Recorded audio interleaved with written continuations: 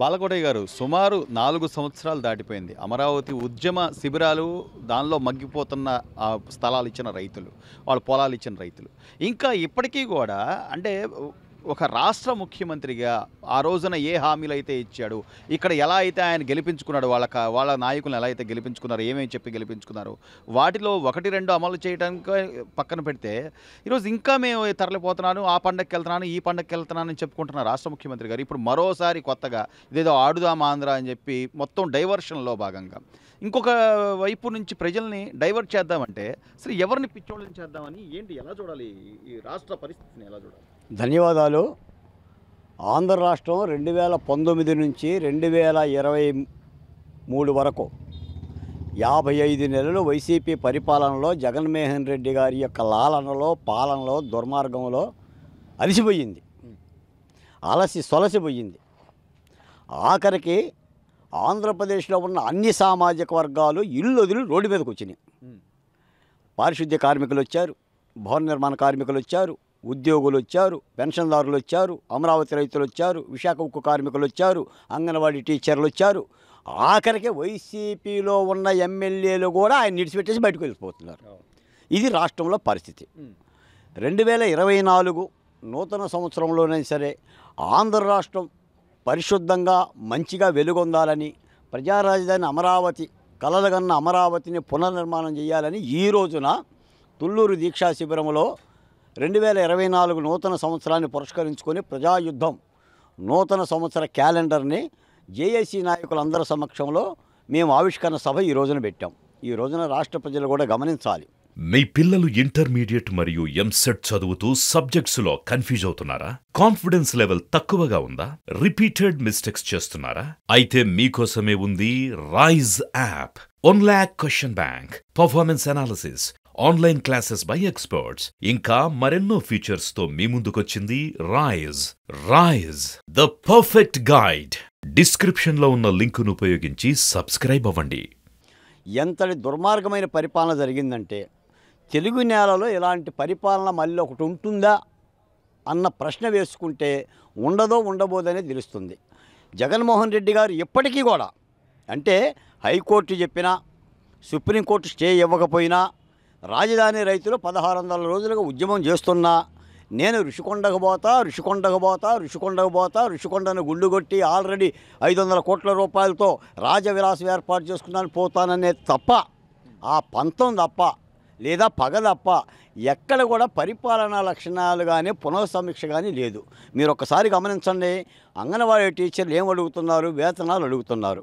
ఎవరైనా రాష్ట్రంలో సమ్మెలు చేస్తే ఆ సమ్మె చేస్తున్న వాళ్ళని మంత్రివర్గమో, మంత్రో పిలిసో, బుజ్జగించో, నచ్చజెప్పో సమ్మె విరమణ చేస్తారు. అంతే తప్ప కార్యాలయాల తాళాలు బగలగొట్టడం, జుట్టు పట్టుకొని లాగటం, అరెస్టులు చేయటం. నిన్న విజయనగరంలో బొత్స సత్యనారాయణ గారే పారిపోయాడు. అంటే ఎక్కడ కూడా నిజంగా పోలీసులు కనుక, ఐపీఎస్ కనుక కాస్త ఒక 5 నిమిషాలు పక్కకు పోతే ఏ ఎమ్మెల్యే కూడా ఒంటి మీద గుడ్డలు ఉండవు. ప్రజలు అంత ఆగ్రహావేశాలతో ఉన్నారు. జగన్మోహన్ రెడ్డి గారికి అర్థం కావట్లేదు ఇదంతా.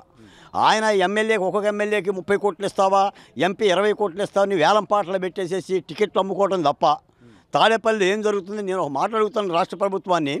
నీకేదో 151 మంది ఏనుగుల బలం ఉందని, స్థానిక ఎన్నికల్లో 80%, 70% మాకు ఓట్ల బలం ఉందని, మొత్తం అంతా కూడా మేమే హస్తగతం చేసుకున్నామని మమ్మల్ని ప్రజలను దీవించారని చెప్తున్న ముఖ్యమంత్రి గారు, మీరు మీ ఎమ్మెల్యేని ఎందుకు మారుస్తున్నారు చెప్పండి? మీ ఆల రామకృష్ణారెడ్డి మీ చెల్లెలు షర్మిల గారితో ఎందుకు పోతున్నారు చెప్పండి? ఈ రోజున పెద్దిరెడ్డి రామచంద్రారెడ్డి గారు కూడా నీకు ఎదురు తిరుగుతున్నాడు. మా ఉండవల్లి శ్రీదేవి, కోటమిరెడ్డి శ్రీధర్ రెడ్డి, ఆనం రామనారాయణ రెడ్డి గారు, మేకపాటి చంద్రశేఖర్ రెడ్డి గారు ఎందుకు పోతున్నారు? ఎవరికైనా ఊపిరాడుతుందా? పోనీ వసంత కృష్ణప్రసాద్కి కానీ, పాదసారథకి కానీ, కొడాలి నానికి కానీ, రోజాకి కానీ సీట్లు చించి అవతలేస్తున్నావు. ఏదో నాయక్ సినిమాలో కనుక రామ్ చరణ్ తేజ కనుక ఒక్కొక్కరిని గదిలోకి పిలిచే చాక్లెట్ ఇచ్చినట్టుగా ఆ సజ్జల రామకృష్ణారెడ్డి కానీ అన్ని శాఖల మంత్రిగా ఉండేసేసి బేభత్సం చేయటం తప్ప ఏముంది? నేను ఒక మాట చెప్తున్నాను ఈ సందర్భంగా. ఈ రాష్ట్ర ప్రభుత్వం ఓడిపోవటానికి అంపశయ్య మీద ఉంది. దీని మరణకాలం సమీపించింది. ఆంధ్రప్రదేశ్లో ప్రజలందరూ కూడా ఎప్పుడు ఎన్నికలు వస్తాయా 24 ఎన్నికల కోసం తహతహలాడుతున్నారు. ముఖ్యమంత్రి జగన్మోహన్ రెడ్డి గారు ఎప్పటికైనా సరే కనీసం అమరావతిని కాపాడేందుకైనా ఈ 3 రాజధానుల మూర్ఖ విధానాన్ని వెనక్కి తీసుకున్నారని ప్రకటించండి. ఎన్నో చూసాం. ఎన్ని హత్యలు చూసామంటే ఎమ్మెల్యే వేధింపులకు తట్టుకోలేక ఆత్మహత్యలు చేసుకొని లేఖలు రాస్తున్నారు. శిరోమండనాలు జరుగుతున్నాయి, మూత్ర విసర్జనలు జరుగుతున్నాయి, హత్యలు జరుగుతున్నాయి, అత్యాచారాలు జరుగుతున్నాయి, డోర్ డెలివరీ జరుగుతుంది. కించిత్తు మానం, అభిమానం, సిగ్గు, శరం లేని విధంగా రాష్ట్ర ప్రభుత్వం ఈ విధమైన పద్ధతి చేస్తుంది. కాకపోతే ఏంటంటే ఇక్కడ ప్రతిపక్ష పార్టీలు కూడా గమనించాలి. మేము ముఖ్యంగా అమరావతి బహుజన జేఏసీగా ప్రతిపక్ష పార్టీలు ప్రజాస్వామిక ప్రక్రియలో చట్టబద్ధ ఎన్నికలే ప్రధానమైన ఎజెండా. అది ప్రతిపక్ష పార్టీలు, అది తెలుగుదేశమా, జనసేన, మరో పార్టీ అనేది యుద్ధం సక్రమంగా చేయాలి. యుద్ధం సక్రమంగా చేయకపోకుండా, ప్రజలను కలుపుకోకుండా, ప్రజా ఉద్యమకారులను కలుపుకోకుండా, ప్రజా సమస్యలను కలుపుకోకుండా విడిబడి నేల విడిచి సాము చేస్తే మాత్రం చాలా ఇబ్బందికరమైన విషయాలు వస్తాయి. రాష్ట్రంలో కులాల వారీగా, మతాల వారీగా, వర్గాల వారీగా, ప్రాంతాల వారీగా కుంపట్లు పెట్టి కూర్చున్నాడు జగన్మోహన్ రెడ్డి గారు. ఆయన చెప్తున్నాడు కొప్పు ఉంటేనే పూలు పెట్టుకోవాలని చెప్పని. ఆయన కొప్పు ఊడిపోయే పరిస్థితికి వచ్చింది. కాబట్టి ప్రతిపక్ష పార్టీలు ఈ ధర్మయుద్ధంలో ఇంకొక 100 రోజుల పరిపాలనా కాలం ఉంది. ఈ 100 రోజుల్లో కూడా తప్పనిసరిగా జాగరూకతతో గెలుపు గుర్రాలకు సీట్లు ఇచ్చేసి అప్రమత్తంగా ఉండాలని చెప్పి బహుజన జేఏసీగా కోరుతున్నాం. రేపటి చట్టసభల్లో ఉద్యమాల తరపున బాధ్యత పడ్డ నాయకులు మాలాంటి వాళ్ళం కూడా చట్టసభల్లో కాలు మోపేందుకే ప్రయత్నిస్తాం. తప్పనిసరిగా ఈ రాష్ట్రాన్ని కాపాడుకోవాలి, అమరావతిని కాపాడుకోవాలి, దగాపడ్డ బిడ్డలను కాపాడుకోవాలి, పరిశ్రమలను రాబట్టాలి, ప్రత్యేక హోదా సాధించాలి. అన్ని రుగ్మతలకి ఈ 4 ఏళ్లుగా జరిగిన 30 ఏళ్ల వెనుకబాటుతనాన్ని తీర్చిదిద్దాలంటే ఇప్పటికీ అమరావతి రైతులు అంటున్నారు, ప్రజల పక్షాన్ని నిలబడ్డ వాళ్ళని చట్టసభల్లోకి తీసుకెళ్లగలిగితేనే ప్రధాన ప్రతిపక్ష పార్టీ మేలు జరుగుతుంది. ఈ కోణంలో కూడా ఆలోచించాలి. వాళ్ళ పార్టీలో చేసి 4 వచ్చారు, 30 మంది వచ్చారు, 40 మంది వచ్చారు. వైసీపీ నాయకులకు సీట్లు ఇవ్వటం అనేది పక్కన పెట్టి ప్రజల మన్ననలుగా పొంది ప్రజా ఉద్యమంలో కరచాలనం చేసిన వాళ్ళని ప్రతిపక్ష పార్టీలు దగ్గర తీసుకొని యుద్ధం చేస్తే మంచి ఫలితాలు వస్తాయి.